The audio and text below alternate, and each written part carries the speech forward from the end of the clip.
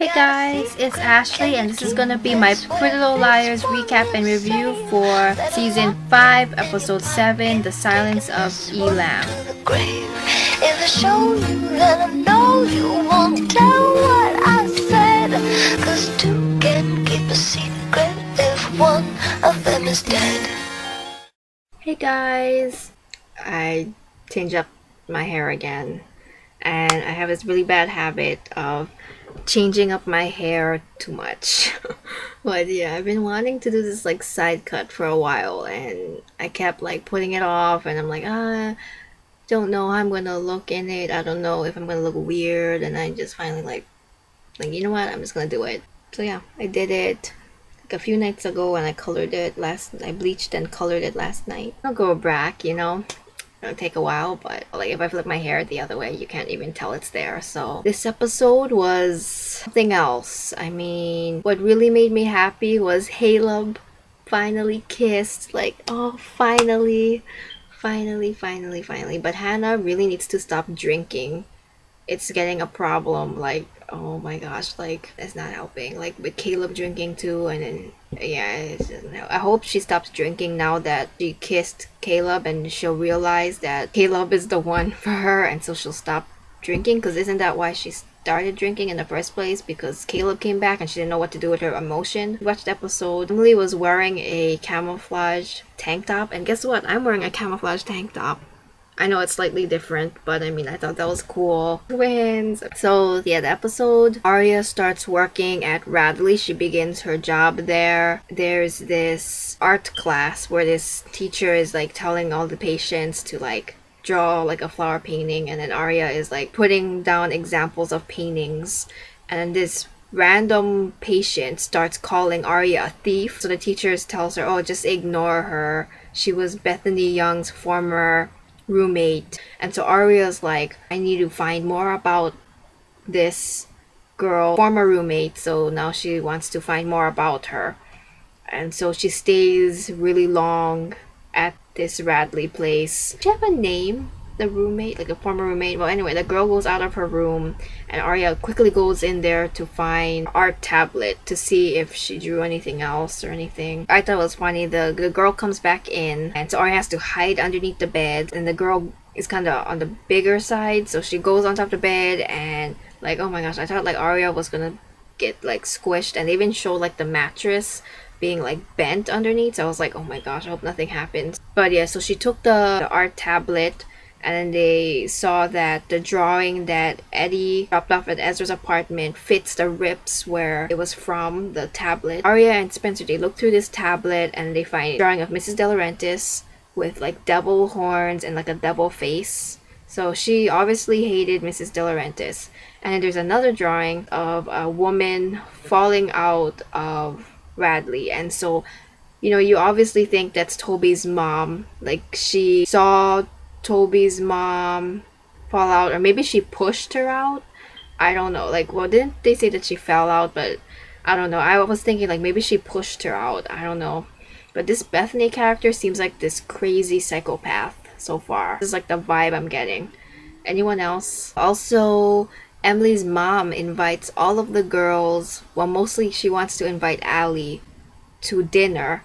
But then she tells them, oh, why don't you just invite all of the girls? So this is happening while Arya is staying extra long at Radley. Spencer couldn't make it because she was with Ezra borrowing his security camera equipment because she wants to spy on her backyard while Melissa is staying in the barn. So Hannah tries to make an excuse why she can't come. She's like cramps. Emily goes over to her house and she tells her that you need to come and do this for Allie, and so she finally agrees to go over to Emily's house. She arrives late. Emily, Allie, and Emily's mom are in the house. Anna noticed there's vodka on the front table where there were drinks. I don't know why there was vodka in the first place. Like, you're having a dinner with teens over and you have vodka there. Like, so that she pours herself some vodka and they're sitting at this table in Emily's house. It was really awkward. Hannah was obviously drunk. Not like really drunk like the last time, but you could tell that she was. Yeah, she just kind of makes this snarky comments about Allie, and then Allie's like, "You're right. I was wondering why things happened, like the bad things." And Pam's like, "Don't. Oh, you shouldn't blame yourself for the things that happened to you." Yeah, in this episode, there was like this Allie and Hannah feud. Like they can't get along. I guess, you know, with Allie back, Hannah feels like she doesn't want it to be like before, like how all the girls kind of just follow her, whatever she says. She kind of wants to be her own person, you know? And like, I kind of get where Hannah's coming from. And Allie, like, I don't know what to think about her. Like, I guess like, at first I thought she was cool, but now she's kind of falling back into her old ways about lying and kind of, not like a whole lot, but kind of bossing the girls around, like them following whatever she says. But yeah, then the dinner is kind of awkward. I don't know if Pam knows that Hannah was drunk or not, but she kept looking at Hannah really weird. Then Emily realizes that she's drinking vodka. When Allie is helping Pam with the dishes, Emily tries a sip of her drink and realizes it's vodka, and she's like disappointed in Hannah, and so she has to drive Hannah home. I think she was gonna drive Hannah home, and then Hannah just drove to the cafe where she is seen talking with Sydney. And when this scene was happening, I was like, oh my gosh, Hannah, shut up, like don't tell her a lot of stuff. And then she starts talking about Jenna, how she hates Jenna and she want to roll Jenna on a bunch of coals, and she's like, oh, I don't mean to say that. Kind of slipped out Shauna, like, oh, what, something about Shauna in New York. And I was like, oh my gosh, Hannah, shut up. Sydney offers to drive her home, which I was like, oh my gosh, this might be a bad idea. But then Caleb comes in and she's like, oh wait, you know what, I'm just gonna walk home. And so Sydney goes, Caleb comes and sits next to her, and they kind of talk it over, and she's like, there's no Travis and me, or there's no Travis and I.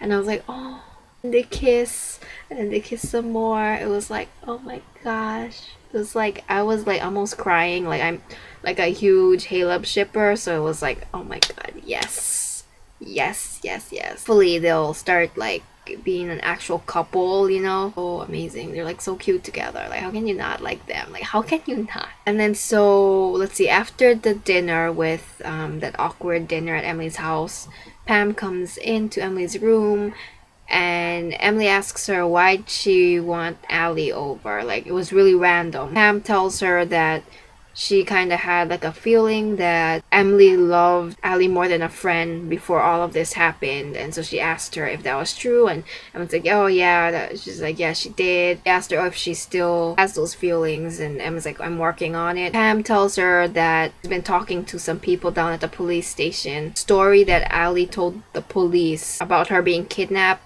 like not so much stuff makes sense. And so she's telling Emily that you can save her once, but you can't keep saving her. Which I thought that was pretty good advice, because I do ship Emerson, like, don't get me wrong. You know, after this episode, like, I thought about it. At first I was like, oh my gosh, who do I pick? But like, but now I'm like, Allie really loves her like that. You know, like, what if she's using her again? You know, like, I feel like she does love Emily and cares for Emily, Allie does. But she just has this weird, like this really bad habit of like lying and manipulating people. So I think that's maybe what she's doing. I don't know. Or she just like a selfish person, like doesn't care for Emily that much. I don't know. Later that night, Emily, she calls up Paige because she heard about the rat in Paige's locker, and Paige didn't come to school because I guess she was so spooked out about that. And Sydney is the one that told her. And so you automatically think it's Mona that put that rat in there. And Emily calls her up that, oh, I'm sorry, I'm calling you this late, and I heard about the rat in your locker. Right about when she's about to end this phone call, she said, I love you. She almost says, I love you to Paige. And I just like, oh my gosh, she still loves Paige. Like, and she's like, I love to hear from you. And I was like, oh my gosh, maybe that'll like, maybe Paige will like get that, and she'll be like, they'll like just get back together already. Like, I don't know.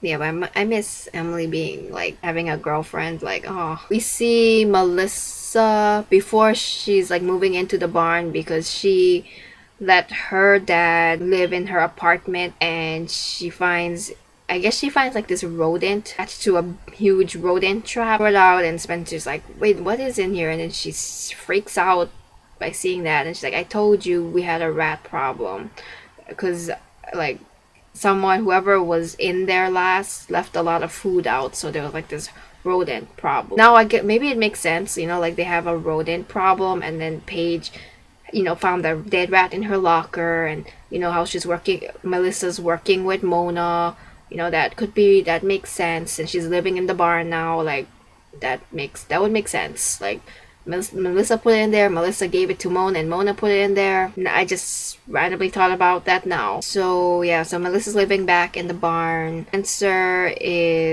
still has the security cameras all up there, and she can watch it on her tablet, and her tablet blinks and makes noise, and she sees Allie in a black hoodie in front of the barn, like kind of worried, like she's kind of looking like that.